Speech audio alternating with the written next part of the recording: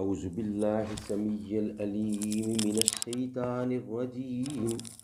بسم اللہ الرحمن الرحیم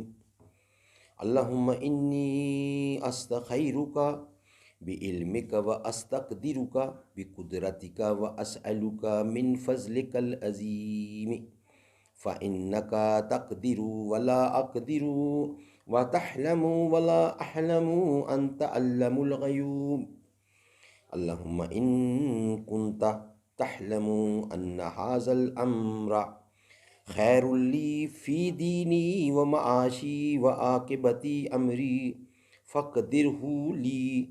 ويسر لي ثم بارك لي فيه وإن كنت تحلم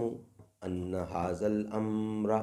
شر لي في ديني ومعاشي وعاقبة أمري فاصرفه عني واصرفني عنه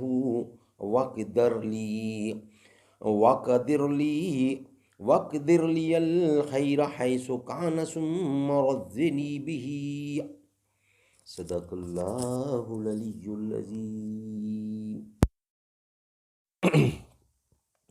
استخارہ اللہ سے خیر کی درخواست کرنا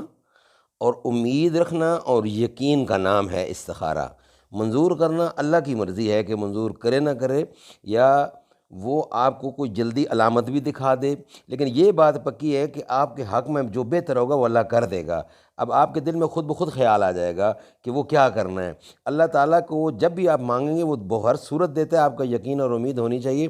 اور خود بخود وہ صورتحال سامنے آ جاتی ہے، تو اس کا مطلب ہے کہ آپ کی درخواست استخارہ قبول ہو گیا۔ اس کو کہتے ہیں استخارہ، اللہ کی مدد۔